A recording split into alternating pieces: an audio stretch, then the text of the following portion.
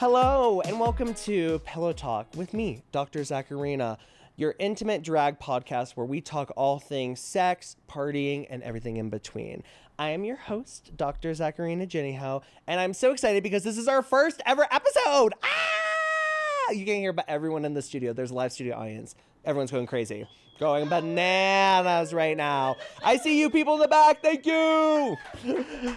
No, but we are so excited. I'm here at Dude IDK Studios, best podcast placed on earth, recording our first ever Pillow Talk. And as our premiere episode, I wanted to for you all to get to know me a little bit better. So I'm doing it solo so that we can have a nice, intimate conversation, me and you, listener at home. Praying to God that you're not one of my parents, though, because we're going to be talking a lot of things, okay? Pillow Talk is going to be the newest hit podcast, so make sure that you are following Pillow Talk DRZ, Pillow Talk Dr. Z, online at Instagram and all of those good things. And then make sure that you're tuning in because every week, every Tuesday is when we're going to release our new episodes. So mark your calendar, right? You've just gotten through your Monday slump, so then Tuesday, hopefully you're like feeling a little bit better. That was the mentality of trying to drop it here, right? We're so excited too because Pillow Talk is brought to you by Denver Element. Denver Element is a program of Mile High Behavioral Health Care and has been serving our LGBTQ plus community in Denver for over 15 years. Woo-hoo. They're amazing. They are a great resource for our local community, and we're so happy to have them as our title sponsor. So this entire season of Pillow Talk is brought to you by them. Be sure to check out denverelement.org because they have really great resources from behavioral health and mental health resources, community groups, HIV and STI testing, treatment, prep, you name it, they've got it, okay? So thank you to Denver Element for helping sponsor this podcast. So, now that we're here together, like I said, wanted you all to get to know me as your hosts, getting ready for this journey that we're all about to go on for an indefinite amount of time, right? So get into your PJs, pour yourself up a nice nightcap, and get ready for some Pillow Talk with me, Dr. Zackarina. So one thing that we like to do here at Pillow Talk, I say as it's the first episode, one thing that we're going to do here is start off every episode when I have my guests and have a pillow confession. So that's going to be a part where we go through and we just talk about a story in our lives, right? It could be an embarrassing story, a hot story, a story that's really silly. Maybe it's something that like we learned a lot of lessons from, right? It could be about sex, it could be about partying, it could be about something that combines both of the two. And so I want to start with my first pillow confession for the show, which is the story of my first threesome, and actually the story of how I didn't have my first threesome. So let me put those cards down. Let me lock the fuck in for this. Okay, picture it. Sicily, 1970. No, picture it. Raleigh, North Carolina, 2016 maybe. No, that's incorrect. 2020. So I, like any good gay living in semi-conservative North Carolina, liberal city, Raleigh, love my city of Oaks. Gay people, not a lot, right? Dime a dozen. We all know each other. It's fun to go back and visit because then when I get on Grindr, it's like feeding my Tamagotchi. Like, it's like, oh my God, we missed you. And at first I used to be so embarrassed, but now I'm like, oh my God, hey, still no boyfriend? Ugh, hate that for you. But I get on Grindr and I'm like, you know what? I'm going to have a threesome tonight. I'm like, we're going to do this. Why the fuck not? Right? Because in my mind, I watch porn and I'm like, wow, that looks so much fun. Plot twist, anyone that's ever had a threesome knows that they are terrible. And that there's always one person that's having a miserable time, right? It could be somebody in the couple, outside, whatever the situation is. Anyways, there's a couple visiting, and they're staying in the hotel down the street. So I set forth on the Western Front and walk, a block and a half down to their hotel in their Holiday Inn. And I walk up to the room, and I'm mentally, physically, emotionally prepared to do this, right? I get up there. They were not prepared for me.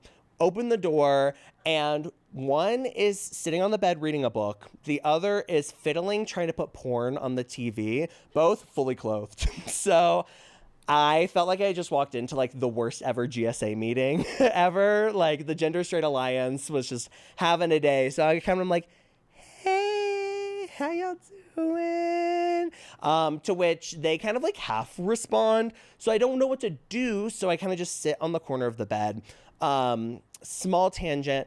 I hate porn on a TV during a hookup. I was like, why is this man trying to hack into the Holiday Inn mainframe to put porn on the TV? It doesn't make sense. I'm like, I should be the main attraction, right? Like, I'm the Beyonce of this Destiny's Child threesome, right? Boom, boom. Can you handle this? The other one, can you handle this? Like, I want to be the attention. So I get a little peeved. I'm like, okay, but like, hey, whatever floats your boat. I'm not gonna yuck somebody's yum, although I probably should have. So I'm sitting on the corner of the bed, and one asked me like, what were you doing earlier tonight? And so I'm not gonna lie, I had just watched the Britney Spears conservatorship documentary with my roommates. So I say, hey, I actually just watched the Britney Spears conservator documentary with my roommates. To which simultaneously, one of them goes, I love Britney Spears. The other goes, I hate Britney Spears. Bitch. I became Anderson Cooper in that moment because I was like, I'm going to moderate this debate because we are about to go back and forth. And mind you, just watched the documentary, had all the facts ready to fan that fire, right? I was ready to go. This debate goes on for 40 minutes, 4-0. And then finally there's a lull in the conversation and I went, okay, so I think I'm going to go home now. And I left. And I did not have sex with two men, but I swear that to this day, that was a gayer experience than if I would have had sex with two men. Truly, I'm like, that is what liberal snowflake America, the gay agenda wants. It's gay men getting together and talking about Britney Spears with porn slightly playing in the background, all fully clothed in a Holiday Inn, right? So that's my first pillow confession. It is, y'all, unfortunately, my life is too ironic. God loves to have me be his little Parks and Rec office bit, whatever it might be. Because I have too many stories. So I'm excited. Along with our guests in the future, I'll be able to share some more Pillow Talk confessions to get the episode started and get us all, warmed up for the chaos that's about to ensue. So in the spirit of continuing with all of this fun, I want to talk a little bit about kind of the purpose of this podcast, right? So that was really fun. That was really silly. I love that. Why am I actually doing this? So Dr. Zackarina, I'm not a real doctor. Legally, I do have to say that. Wah, wah. You learn your lesson after the second lawsuit. But I... wah, wah. Luckily, though, I'm not a real doctor, but you can lie and say anything when you're gay. So I became Dr. Zackarina because I grew up loving drag. I was a little closeted kid in my, high school bedroom. I actually lived in the Middle East during high school, so queerness was not like a thing that you could be there. And so learned about drag through that, learned about drag from other, just like seeing it online, which is when I saw, shout out, Patty Gonia, who does a lot of drag mixing with environmental activism. And I was like, that's so fucking cool. Why can't I do that with my other passion, which is like public health, medicine, health and wellness? And I was like, gay people love drag queens. Everybody loves drag queens at this point. I was like, what if I use drag as this medium, as this vehicle to have conversations, right? And then as I started doing drag, bad at the beginning, but have somehow gotten better, right? I've learned that there's this like wig privilege that exists where when I'm on a mic, people listen to me, which is insane because at the end of the day, I am a white man at my core, starting a podcast. So like pros and cons. I have a coworker that says I'm only a third of a man because I use any pronouns. So he's like a third man, third woman, third non-binary. So this is my third of a man coming out and wanting to do this podcast. But I had really wanted to have something that was going to like be able to, I don't know, spark conversation, destigmatize topics that I think are really important for us to destigmatize, right? Sex and partying are something that we talk about a lot, but behind closed doors, right? We need to have these conversations not only so that we can just like talk about important and like aspects of life that exist, but also be able to get those resources, get that information, hear the stories of what not to do so that you can be a little bit better prepared, right? I always talk about how I wish that young dumb Zach had something like this because young dumb Zach had nothing, right? Like he was on the CDC website trying to figure out what PrEP was. He was listening to a TikTok about like how to bottom, right? And there was just not resources that existed. That put me in a lot of situations that I should not have been at the age that I was at, right? But that's kind of the point of this podcast is I want to bring people in. I want it to be this fun, silly, inviting environment, right? I want us to have fun, and I want us to have some conversations about like things that I think help benefit us and grow us as people, as a community, etc., etc. And so that's the dream with Pillow Talk. So thank y'all for tuning in. I'm really excited. This is not the first podcast I've ever done. There was a podcast that College Zach did that has been scrubbed from the internet, but one day we'll pull that one out. It kind of ate back in the day for a college podcast made with like Audacity and an Amazon mic. But luckily we're here at Dude IDK Studios trying to create like an actual production for you guys. So I'm going to do a fun little game. So during our podcast, right, with my guests, normally we're going to do some types of games. Maybe it's advice segments. Maybe it's like hot debates, hot gossip, hot topics, right? We're going to have different things that are going to engage us in silly ways, but also hopefully spark some convo. So the first one that I want to do, and this is something that's near and dear to my heart, is I'm going to do a game that we're going to call Fan Fiction Spoken Word. And here's how I'm going to play it. I have my beautiful phone that is connected to TikTok. And on my phone, there are a bunch of fan fictions and like Wattpad, like smut stories. I'm going to read them out right now. And let us kind of discuss them as a group, as a Socratic seminar, if you will. Because I am somebody who loves a Wattpad story. I grew up on Wattpad. I grew up with they got to the tavern and there's only one bed, you know, or it's the like enemies to lovers, or they have to fake be friends and then they fall in love and I'm like, give it to me. Like I eat that shit up. It's cringy. It's cheesy. I know. And I'm like, God forbid we have fun. God forbid a woman has an interest, right? I'm like, sorry, I enjoy fine art. I enjoy supporting local artists. Sue me, okay? So we're gonna read some of these clips. I'm scared because I just saved a whole bunch of them, and I don't know what they're gonna be like. But I'm gonna guide us through it together because I think it's important. I think smut books are fun. I think if that's a way that you want to engage with like erotica, hell fucking yeah. Some of these are insane though. I will fully preface and agree that like some of these are kind of wild. So let's get into it. So. Oh, God. Okay, so this is from My Dark Romeo by Parker S.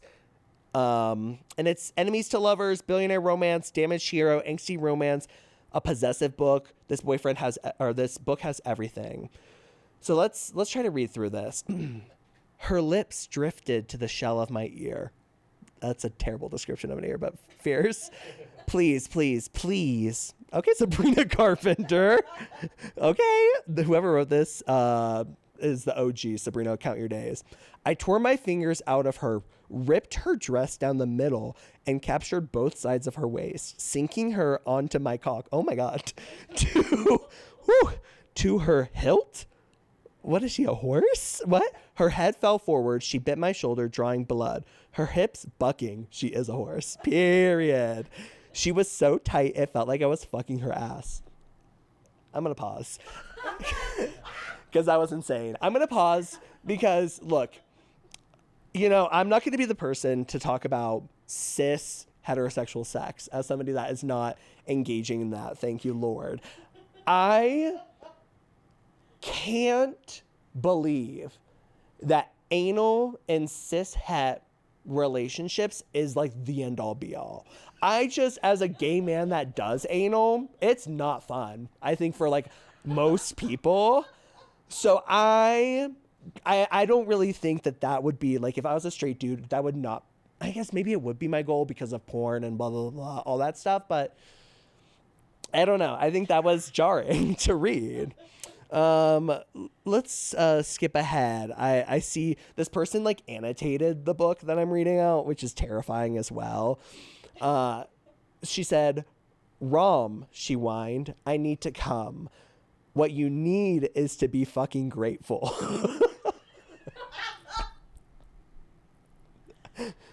What? My blood brought my point home. What? Covering so there's been something that's transpired in 2 paragraphs where there's enough blood for him to bring it up. I released her throat and pet the crown of her head, whispering praises into her ear. Such a good girl. Fair. I mean, hopefully we've all seen Baby Girl. Sometimes you need that praise kink. Hot take, my little soapbox for that. Baby Girl wasn't horny enough for me. I was expecting Kristen, I almost said Wiig. Oh my God, wait, which? Nicole Kidman. Oh my God. I'm a bad gay. Nicole Kidman wasn't horny enough for me in it. Even though she was horny, but it was like a not fun horny. It was just her standing in a corner. I was like, come on. But if there's one thing Nicole Kidman loves to do, it's be horny with like younger men in movies. Love that. I idolize that. The Zac Efron movie, just her being a horn dog. I'm like, I think Nicole Kidman said famously in an interview that like she does one movie for art and one movie for fun. These are her fun movies. Clock it. Clock the fun movies. I'm gonna skip out of this one now. That now that we've gotten through it, let's get into the vampire story. So vampire fan fiction, smut, whatever. Any fantasy type people, very common nowadays. This is insane. How many days cupcake? What? How many days does your period usually last?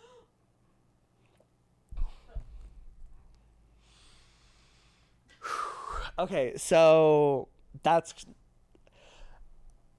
I have to assume from a vampire perspective that blood tastes different depending on how you're getting it. And I would be curious to know what that difference tastes like in this situation, enough for him to say, well, she replies, 4, I croak. Oh my God. That's her thought is, oh my God. Also, I'm only like 4. Fierce. Okay, diva. Xavier chuckles. This is like Christmas every month for us. Sorry, I started reading ahead. He said, it's blood, sweet girl. Whether we drink it from your veins or your pussy, it's the same thing. Okay, so there's my answer from a vampire's perspective. I guess there's no difference. Oh, there's another person. Axel lifts his head. So I guess it's a little 2-on-1 bachelor date. Axel lifts his head. It tastes 100% better from her pussy. Got my questions answered. I'm appreciative that this one has the world building that I needed of like understanding how different blood tastes different ways. Okay, let's see if there's any other ones. Oh, I think this is the same book. It is, because there's Xavier, but then there's a different guy. It's Malachi. Now I'm invested. See, this is unfortunately the problem with me. It's I will do things for a bit at first and then get invested in them. And that's exactly what's happening. The book is called Forged in Blood by Sadie Kincaid. And I will be buying it on Audible later. So Xavier growls, "You're soaked, cupcake. I didn't have to touch you to know that." Crazy. Malachi's staring between my thighs at Xavier's hand. He licks his lips and inhales through his nose. "You smell so fucking sweet, Ophelia." Terrible. What is this, the 1950s? Okay, Ophelia. "I can't wait to find out how good you're gonna taste." "But you're forbidden from biting me," I argue, recalling their earlier conversation. Xavier runs his nose over my neck. "So naive, cupcake. Hate that as a pet name. Hate, loathe." I would kill myself. Straight up. "He's talking about eating your pussy." As a gay man saying this feels insane.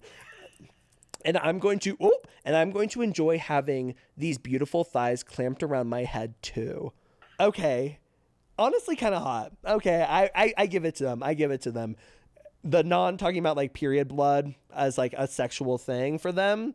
I wasn't a fan of that scene. I could get into this. Xavier, you've piqued my interest.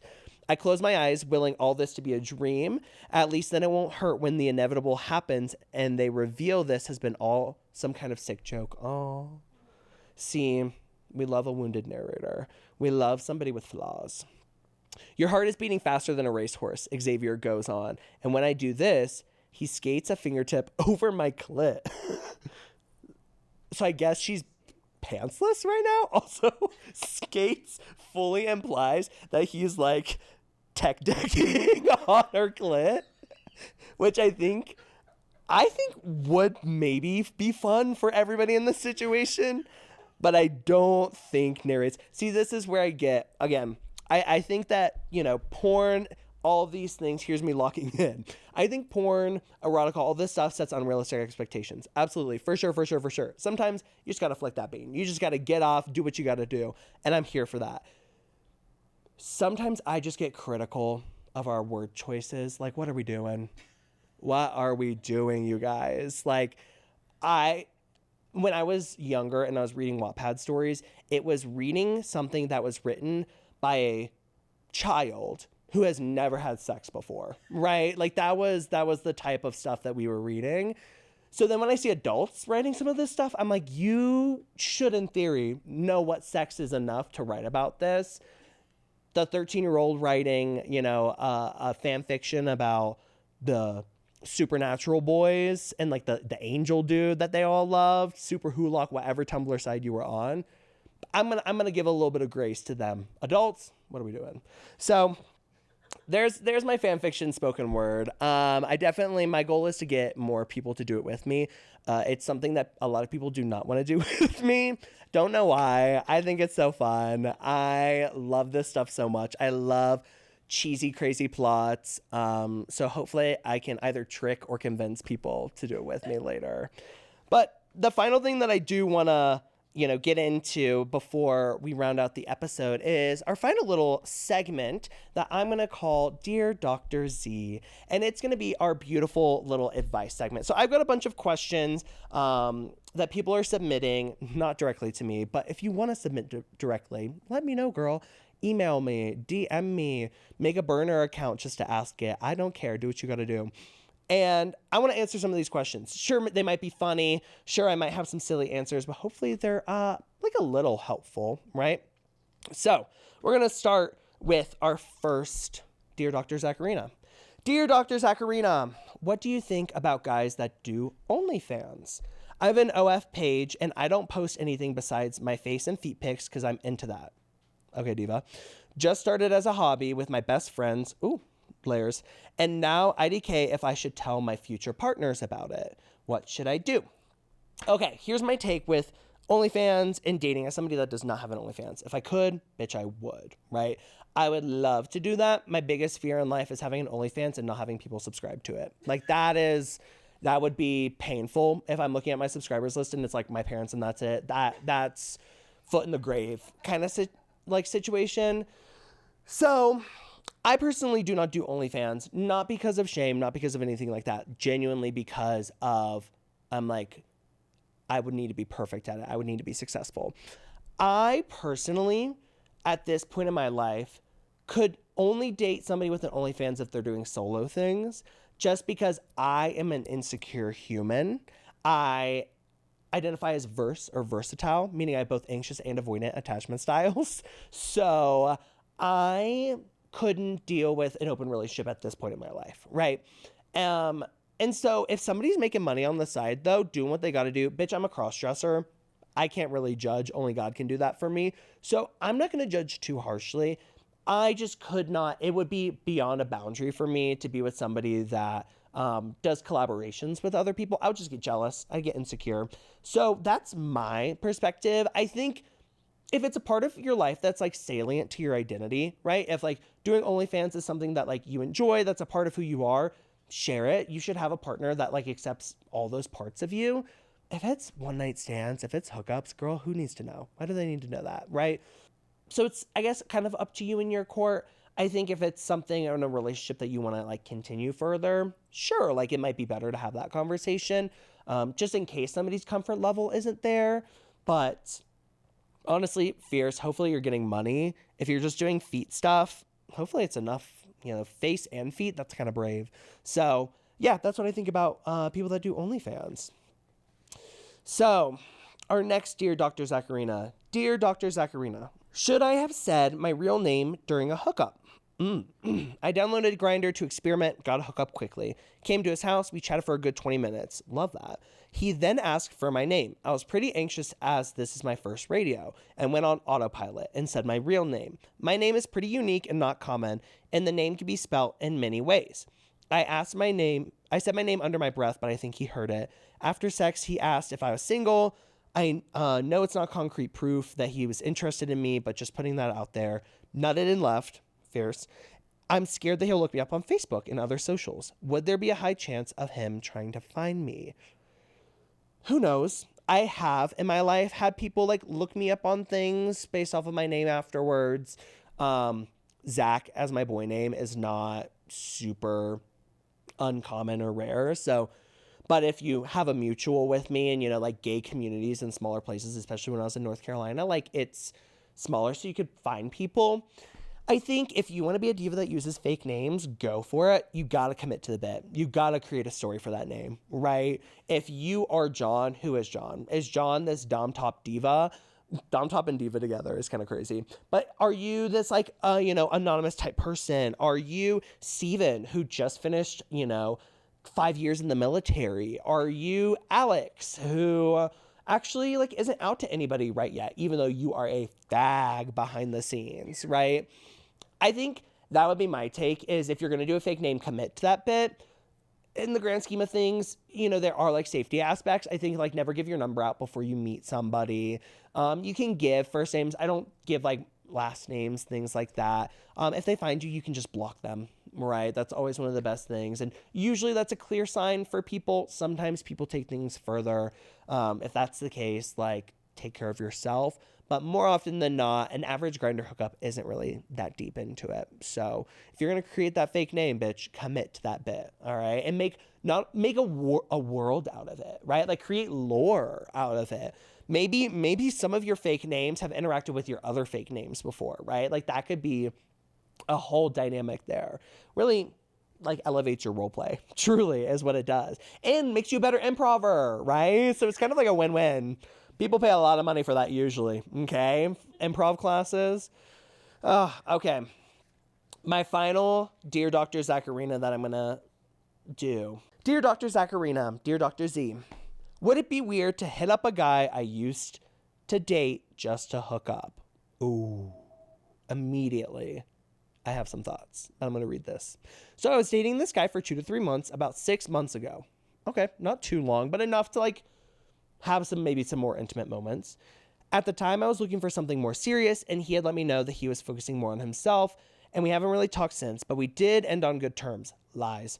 Recently, you're either lying to yourself or he's lying to you. Recently, I went back to school and work full time and don't really have time to date, but I honestly just need someone to sleep with, and I enjoyed it with him. Would it be out of line for me to just hit him up asking for a friends with benefits or one night stand situation? I've never really done this before, but I'm seriously feral. Is this a bad idea?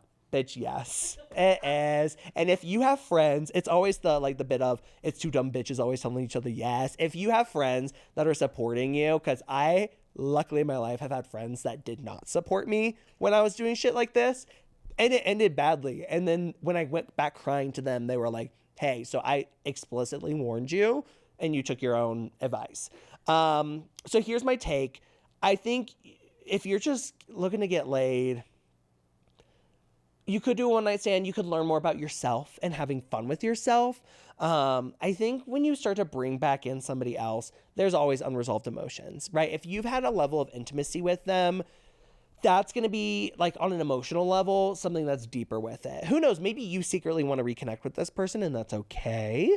But if it's, you actually just want to have sex, I don't think that's the way to go. I think like friends with benefits situation, I think about that movie. They both end up together in the end. Friends with benefits, this is one thing that I am like feet in the ground on. Friends with benefits does not exist. It is impossible. You will develop feelings for each other. It is never just a physical connection. Some people will very much be against me on that.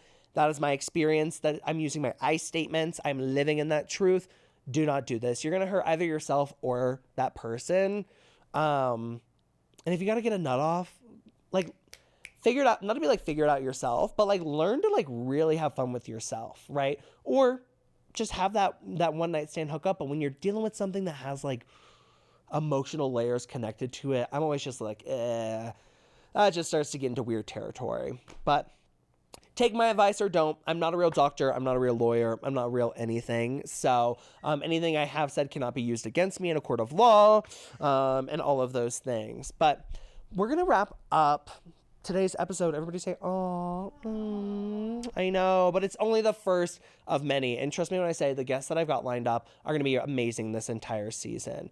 This is the end of Pillow Talk, but we are so grateful because there's going to be an entire season of more episodes, more guests, more fun, more games, more silly, and more serious coming along. So it's just the first of many. Make sure that you're following us online at Pillow Talk Dr. Z, and that's DRZ. To stay up to date, we'll post clips, we'll post reminders. Again, new episodes are going to come out every Tuesday. So mark your calendar, call out sick, do what you got to do.